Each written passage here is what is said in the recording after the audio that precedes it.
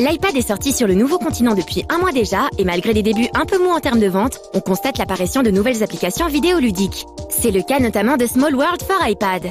Développé par Days of Wonder, un éditeur franco-américain, à qui l'on doit notamment les Aventuriers du Rail ou le wargame Mémoire 44, le jeu de plateau Small World s'est déjà écoulé à plus de 60 000 exemplaires, une performance exceptionnelle dans le petit monde du jeu de société.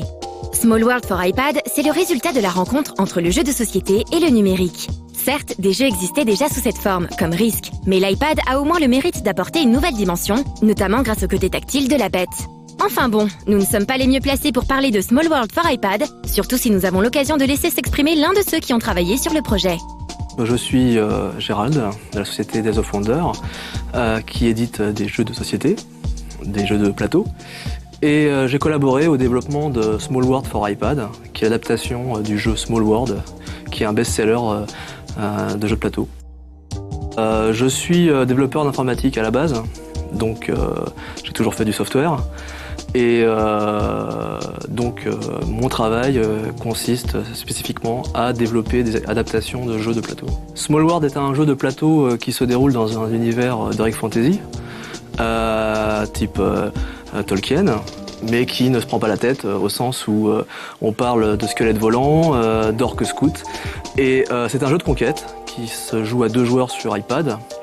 Et le but du jeu est de conquérir des régions, donc de faire le plus de points possible en un temps limité. Enfin pas en un temps limité, mais en un nombre de tours limité, 10 tours. Tout d'abord, Small World est un jeu qui connaît beaucoup de succès. Ça fait 1 an qu'il est sorti et il a eu beaucoup de récompenses et on a un fan club Small World assez enthousiaste.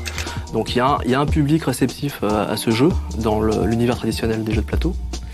Et ensuite, le format du jeu se prête bien à l'iPad, au sens où une partie de Small World for iPad se fait en un quart d'heure et peut se faire rapidement dans un train, entre 2 activités autres.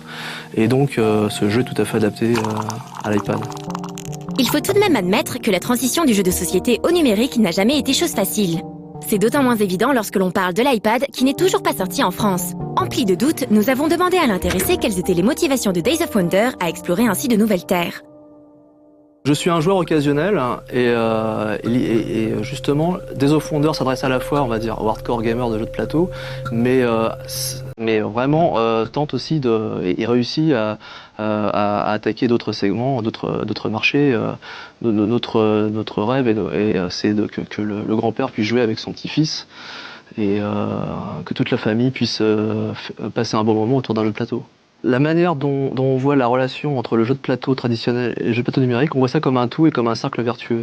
L'idée n'est pas d'abandonner le jeu de plateau et de faire du jeu de plateau numérique ou vice-versa. L'idée est de proposer des solutions alternatives pour que les gens puissent jouer au jeu à différentes occasions. Voilà.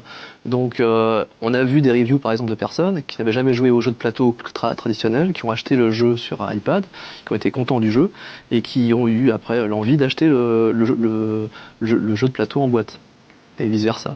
Bon, vu qu'on n'a pas encore le droit de toucher l'engin de Steve Jobs en France, on espère au moins une update spéciale sortie française. Nous avons fait une mise à jour de cette application qui contient donc des améliorations. Comme par exemple des nouveaux pouvoirs, des nouvelles races.